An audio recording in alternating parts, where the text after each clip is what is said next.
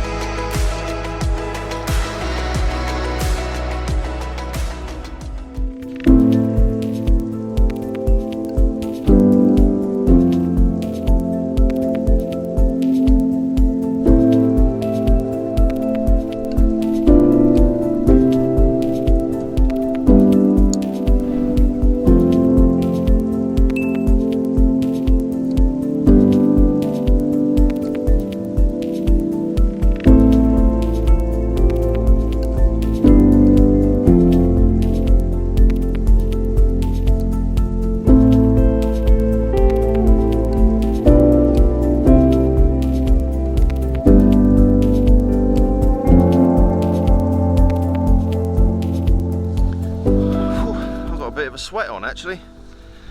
I thought it was going to be a cold wet day. I packed my waterproofs, got a fleece on. Right, it's taken us a little bit longer to get where I need to be because it's so claggy underfoot, but we're nearly there. A couple more minutes.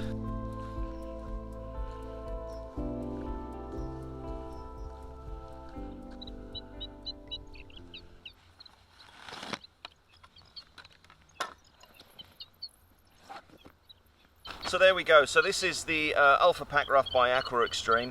The pack size of this is 20 by 30, but I can't really get this pack down to as small as what I can with the X1. The weight of this Packraft is 2.59 kilos, so it's roughly about the same as the X1. Sizing wise and sort of specification is pretty much the same as the X1, but we'll take a look at the differences once we get this inflated. So we'll just undo the strap and then we'll roll this Packraft out.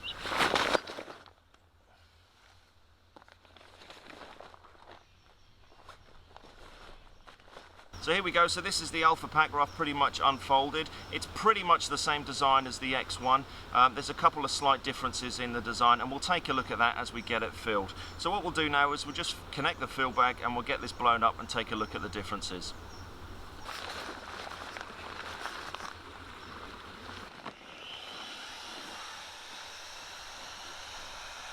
Right, personally I find it a lot easier to inflate the seat before you fully inflate the Packraft, so we're going to get that done now.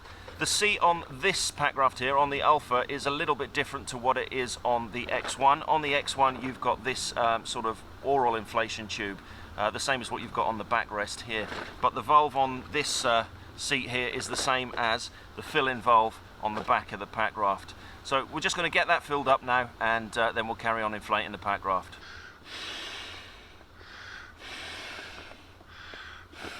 Right, so that's the seat fully inflated. Now the other difference that you've got with the Alpha and the X1, so where you had a couple of bits of webbing on the X1, you've actually got these quick locks, and they literally just click into the back of the boat just down here. And then what we'll do is we'll just seat that into position.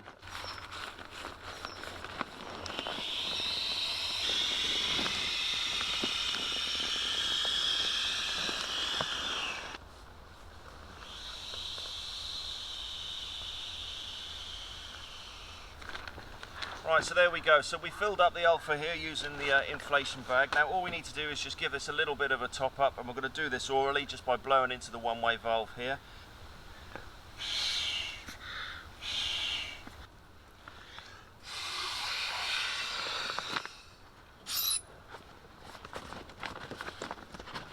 So the Packraft itself is made out of 210 Urethane-Nylon on the 30cm tubes, and then you've got an 840 double-coated Urethane-Nylon on the base. So the base of this Packraft is really strong.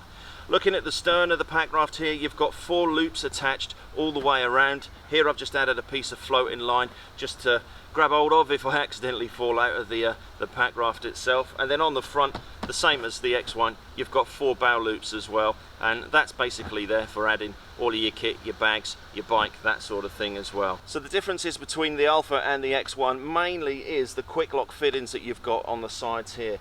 So this boat comes in 3 different types. So you've got the open boat, you've got the self-bailer, and then you've got the one with the cockpit fitted for whitewater rafting.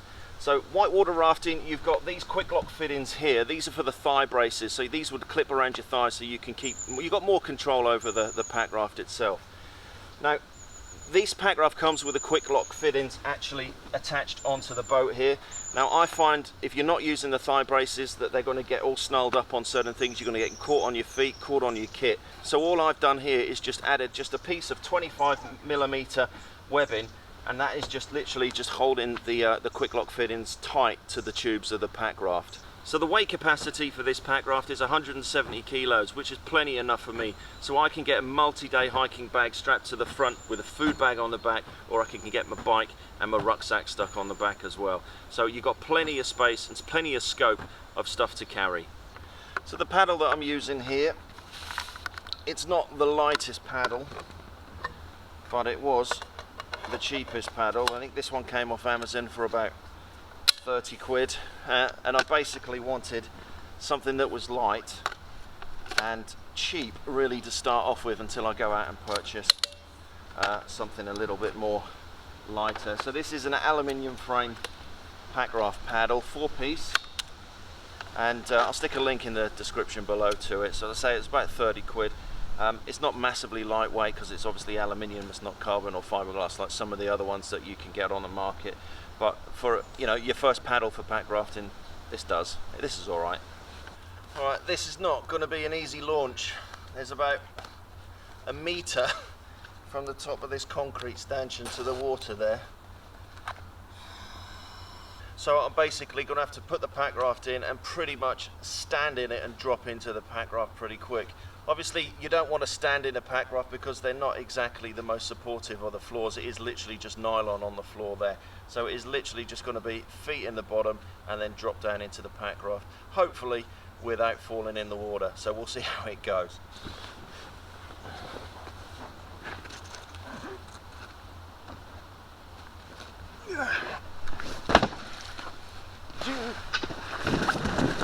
Right, let's just say that wasn't easy.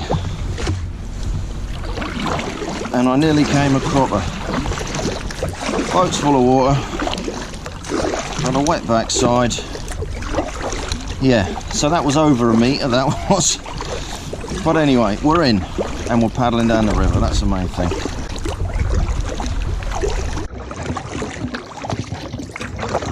Right, let's get up the river.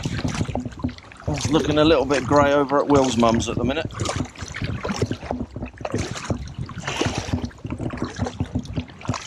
So yeah, that was not an easy launch and not very professional, but I hope you got a giggle out of it.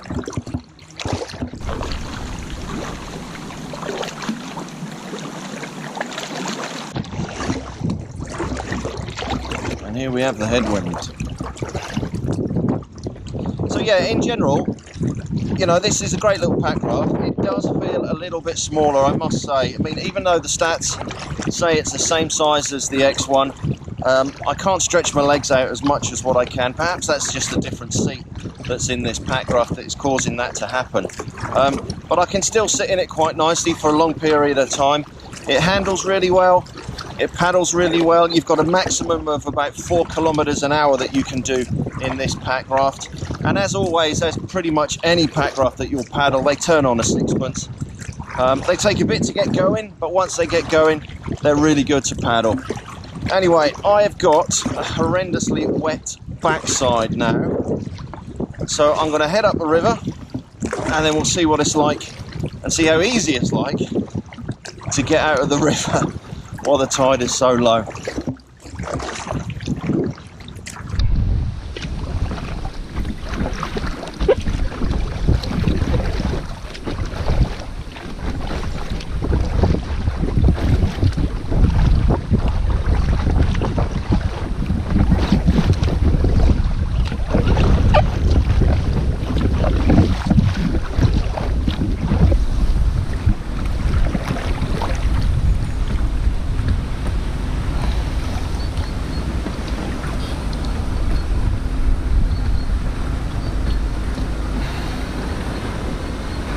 Right, we're in the lee of the wind now. That is not easy. The tide is going out at a hell of a pace, and we've got a headwind on the way back to Beccles. Now I'm going to do what pack rafts are made for, and that is pack it up and get out and walk back to the van, I think, if I can get out of here, because the tide is really, really low. And obviously with how I got into the pack raft, I'm not hoping that, or I'm not expecting me to do it very, very well. So there we go. So that's the review of the Alpha pack raft by Aqua-xtreme. I'll stick a link to the product in the description below.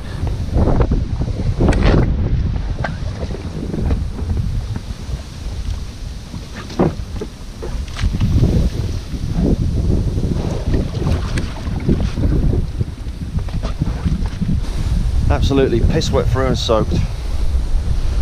Well, anyway, luckily these trousers dry up very, very quickly. Thank you for watching this week's video. So that is the review of the Alpha pack raft by Aqua-xtreme. I shall stick a link to the product in the description below. If you haven't subscribed to the channel, or if you're new to the channel, please hit the subscribe button just below there. And as always, there's a couple of videos up there for you to take a look at, one of them being the review for the X1 pack raft.